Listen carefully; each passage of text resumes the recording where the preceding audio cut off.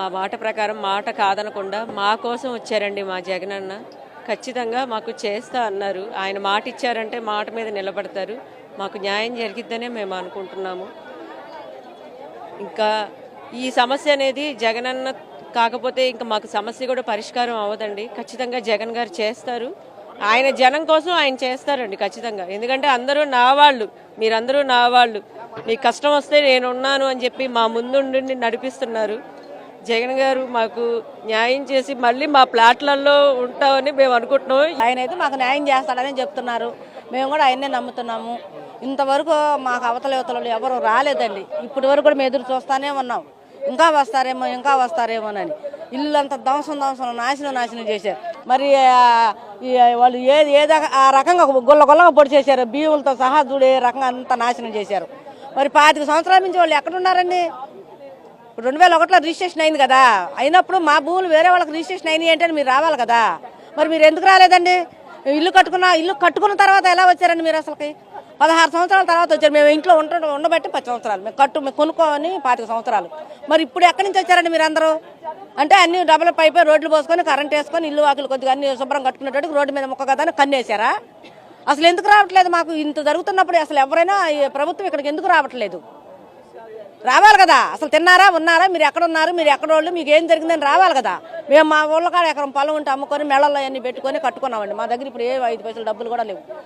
9 లక్షలు బాకీ ఉంది మా దగ్గర. మరి ఈ రకంగా నాశనం చేస్తే వాళ్ళు ఏం బాగుపడతారండి? అసలుకి మేము చిన్న సేవలు అండి. ఈ సేవల పట్ల పెద్ద పాములు జొరబడ్డాయి. మా ఈ చిన్న సేవలు మేము ఈ సేవల గుళ్ళో పాములు జొరబడ్డాయి. మరి దాటికి మేము తట్టుకోలేకపోతున్నాం కదా. మళ్ళీ ప్రభుత్వం మమ్మల్ని చూడాలి కదా. మరి మేము మాట్లాడకూడదు, మీరు చేయకూడదంటే మాకు ఓటేసి హక్కు మాత్రమే ఉందా? మాట్లాడే హక్కు మాకు లేదా? మరి మమ్మల్ని మీకు ఇలాంటివి చూస్తారనే కదా మీకు మేము ఓటేసుకునేది. మరి మా బాధ ఇంత బాధలు వచ్చిన తర్వాత కూడా మీరు రాకపోతే మాకెందుకండి ప్రభుత్వం? ఇప్పుడు మేము దాంట్లోనే ఉన్నాం. మరి మేము తెలీదా? వాళ్ళకి తెలుసు, కొంత సగం మందికి కానీ తెలుసుగా, అందరికి తెలియకపోయినా కానీ. మరి మా పద్ధతులు మాకు ఇలా జరుగుతున్నప్పుడు అసలు దాని వెనకాల ఎవరు ఉన్నారనేది మీరు బయటకు లాగాలి కదా. మేము సామాన్యం, మేము లాగలేము, మా దగ్గర రూపాయి లేదు. మరి మీరు లాగాలి కదా. అసలు మాకు ఇక్కడికి రాకపోవడానికి కారణం కూడా ఏంటి? ముందు ఇక్కడికి ఎవరో ఒకళ్ళు ప్రభుత్వం అనే వాళ్ళు రావాలి కదా. అసలు ఏంటమ్మా, ఏం జరిగింది, ఏంటి మీరు చేసేది చేయింది తర్వాత మాట్లాడుకుందరు కానీ అసలు రావాలి కదా. మీరేమైనా నిసారిచ్చారా? అంటే మేము జెండాలు పట్టుకొని తిరిగే వరకేనా మాకు? మేము ఓటేసే హక్కు మాత్రమే మాకుందా?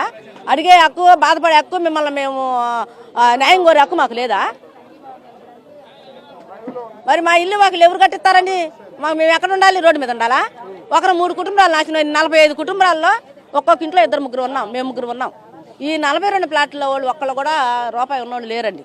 అందరూ కష్టం చేసుకునేవాళ్ళే. మేము ఆటో తోలుకొని బతికేవాళ్ళం, తాపీ పని చేసుకొని బతికేవాళ్ళం, అన్నీ అంతా వర్కులు చేసుకొని బతికేవాళ్ళమే మేము. మరి మా రూపాయే కావాలా వాళ్ళకి? మా పొట్లే కొట్టాలా? మేము గత 25 ఏళ్ళ నుంచి ఇక్కడే ఉంటున్నాము.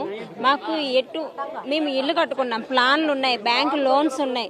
మాకు ఎటువంటి బోర్డు కూడా ఇక్కడ పెట్టలేదు, ఎటువంటి నోటీసులు మాకు జారీ చేయకుండా మా ఇల్లు వచ్చి కూల్చేశారని మా బాధలన్నీ మేము చెప్పుకున్నామండి. మెయిన్గా ఏంటంటే ఆ సొసైటీ మీద సిబిఎన్ ఎంక్వైరీ వేయించమని చెప్పామండి. అదొక ఫేక్ సొసైటీ. ఆ సొసైటీ మీద సిబిఎన్ ఎంక్వైరీ వేయిస్తానని సార్ చెప్పారు. మాకు జగన్మోహన్ రెడ్డి గారు మా కోసం నిలబడి ఇక్కడ వరకు వచ్చి మాకు అండగా ఉన్నందుకు చాలా న్యాయం చేస్తారని మేము అనుకుంటున్నామండి. మేము ఎవరి సొమ్ము తీసుకోలేదండి. మేము కష్టపడి మేము రూపాయి కూడబెట్టుకొని మేము కొనుక్కొని 25 లక్షలు బ్యాంకు లోన్ పెట్టి ఇల్లు కట్టుకున్నాం. కాబట్టి మాకు న్యాయం జరుగుతుందని మేము అనుకుంటున్నాం. ఈరోజు జగన్ సారు భవానీపురం జోజినగర్లో ఈ 42 ప్లాట్లకి మద్దతు కలిపారు. సో న్యాయస్థానంలో పోరాడడానికి ప్రతి ఒక్క న్యాయం జరగాల వీళ్ళకి అని ఆయన ప్రామిస్ చేశారు.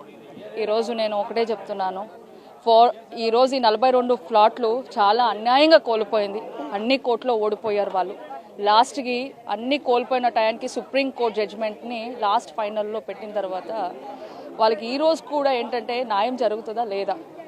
సో ఈ విధంగా ఈ గవర్నమెంట్ ఎటువంటి నోటీసు లేకుండా, పైగా నోటీసెస్ జారీ చేయకుండా కూల్చివేయడం చాలా తప్పు. Demolition is against to the law without when the interim order is in the pending of behalf of the Supreme Court bench. So ఈ విధంగా చేయడం చాలా తప్పండి. జగన్ సారు మాజీ అడ్వకేట్ జనరల్ సుబ్రహ్మణ్యం శ్రీరామ్ని అటాచ్ చేశారు మాకు. సో ఖచ్చితంగా మాకు న్యాయం జరుగుతుందని will fight, will stand. Committee ఏమైనా ఏపిస్తామని చెప్పారా?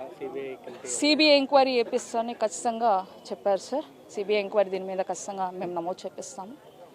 దీని వెనకాల ఎవరు ల్యాండ్ గ్రాబర్స్ ఉన్నా విడిచిపెట్టేది లేదు. Because everyone is in the court న్యాయస్థానంలో దోషులుగానే నిలబడడానికి అందరూ పోరాడతాం. ఖచ్చితంగా లీగల్ టీం కంపల్సరీ మేము పోరాడతాం. వైఎస్ఆర్సీపీ లీగల్ టీం వీళ్ళకి 42 ప్లాట్లకి ఖచ్చితంగా అండగా ఉంటుంది. థ్యాంక్ యూ అండి.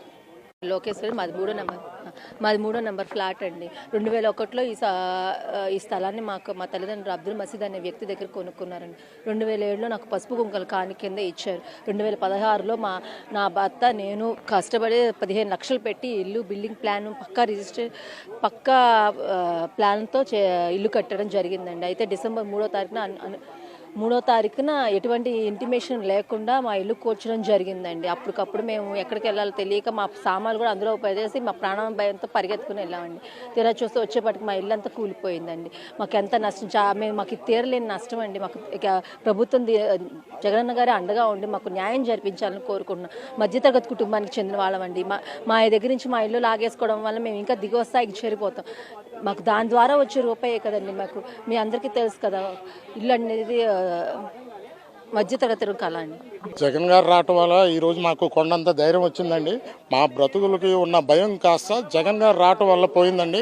ఎందుకంటే మా ఇల్లు 3వ తారీఖు పడగొట్టారు. ఈ రోజుకి 14 రోజులైంది.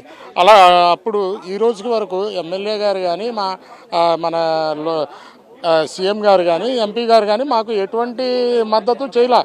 పిలిచారు, చేస్తాను మేము నెక్స్ట్ శుక్రవారంకి ఏదో ఒకటి అసలు కమిటీ వేయడం ఏదో ఒకటి చేస్తా అది ఇదని చెప్పారు. కానీ ఈ రోజు వరకు మాకు ఎటువంటి న్యాయం జరగలేదు సార్.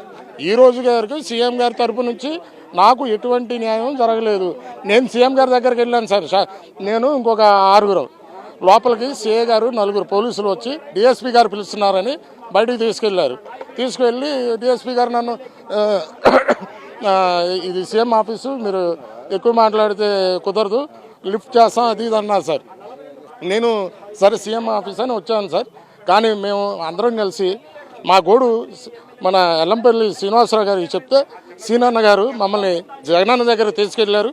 మాకు ఆ రోజే మాట ఇచ్చారు, నేను వస్తా, మీకెందుకు కొండంత అండగా నేను మీతో ఉంటా అని జగన్ గారు అన్నారు.